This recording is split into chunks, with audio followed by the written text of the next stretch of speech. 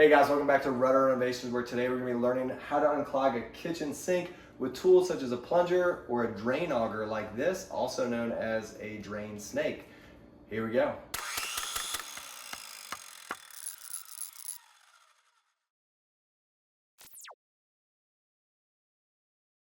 As you can see, the water's backing up in our kitchen sink, and it's important to note that it's only the kitchen sink.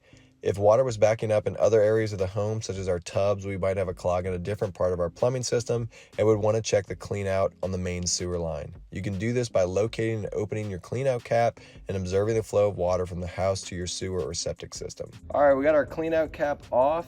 If you were to take this off and water were to flow out of the sewer line, you would know that you probably have a clog somewhere between here and your septic tank or the main sewer line. If it's not, you know that there's a clog somewhere back in the sewer system of the house. You can see the water's still right now. We're gonna go turn on a faucet at a tub or a sink and see if the water starts flowing out to the sewer.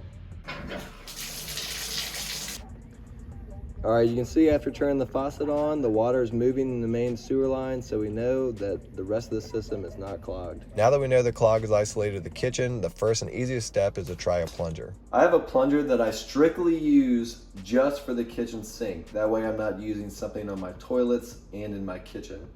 Whenever you do this, you're gonna wanna insert the plunger onto one side and you want to seal or hold the other side. That way, when you force water, it forces it down the drain and not back up in the other sink. If you have a double sink like this with two different openings.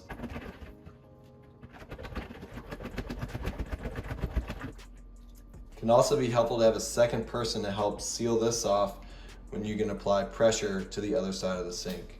All right, after plunging this for a while, it's not working, and so we're going to use our drain auger. This is our disposal side of the sink, and we have another sink over here it connects to and then goes down into our main drain.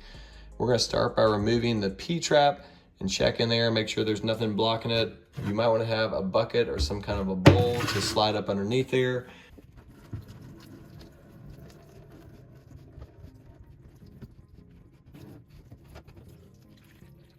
Okay, you can see, well maybe you can't see, but there is nothing in there obstructing the flow. So what we'll do is we will start the process for snaking this. And to do that, I'm going to loosen this up right here. All right, which will give us access to be able to put our snake down the drain. You can hold this by a handle and you could hook up a drill attachment here, or you could spin it like this and it's gonna spin the end of the snake part here, which is going to release any debris that might be caught in the line. And what you'll do is you'll pull it out a little bit at a time. You'll spin it as it's going down in there. You can see how it's bending up like that. And that's either because you're hitting something that's solid that needs to be broken up, or because it's hitting a curve and it needs to bend around the curve. There we go. And it just went around the curve. I'm gonna pull out some extra length.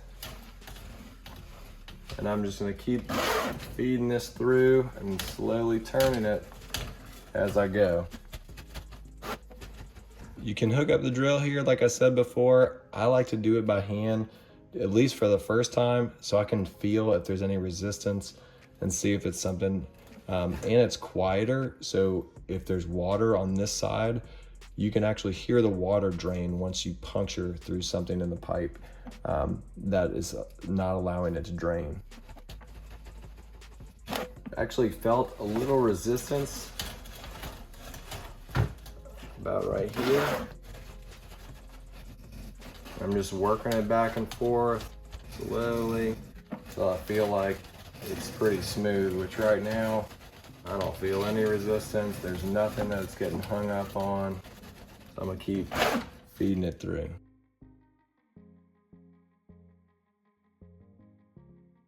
All right, I have all 25 feet of the snake in there. So what we'll do as we're pulling this back out, I'm actually gonna connect the end to the drill.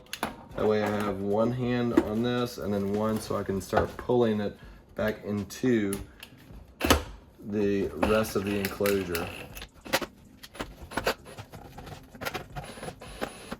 You might want to put this on low speed for this. All right, so we have the end of it here. You can look down inside or through the sides of it and see if you see any grease, or if there's roots, if there was a tree root growing through your plumbing. But usually there isn't some kind of an indication of what it is blocking it in here. And if it's not, then hopefully you pushed it on down and broke through.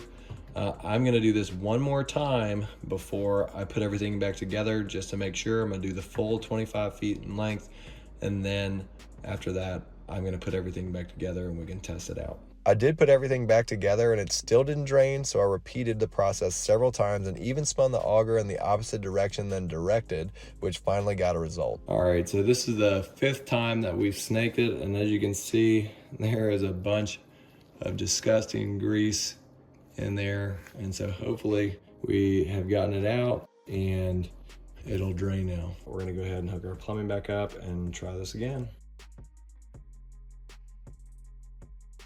Okay, at this point I've snaked the drain 6 times and you can see that it's still clogged. So I'm gonna go up on the roof and I'm going to do it through the vent pipe, and we'll see if there's anything blocking that. Here's our kitchen sink, and anywhere that you have a drain in your house, there should be a vent pipe. And so what we're gonna do is get on the roof and put the auger or drain snake through the vent, which connects to the sink, and see if we can unblock anything that way. All right, I'm up here on the roof, and here's my vent pipe for my sink. And I ran it down, and you can see all of this hard, disgusting grease. Again, I was able to get another clog out of it, and I just picked it out with a stick up here. And so now I'm gonna run it back down there, and the sink is actually draining down there. We can hear it actually. And so I'm gonna run this a couple times and see if we get any more. Don't get discouraged if you decide to do this project. Keep in mind that I ran the drain auger almost 10 times before I was able to successfully unclog the drain. It definitely takes patience and persistence, but it's a great feeling when you get to use your sink again. All right, it looks clear. I don't see any more debris in here, so we'll go ahead and call it a day. There you go, you can see it draining. Ooh, it's nice when things work right. All right, there we go. All right, guys, I hope that was helpful for you. If you have any questions, feel free to comment below. If you like this video, like it. And if you're watching on a medium, you can subscribe. Feel free to subscribe. We'll see you next time. Peace and God bless.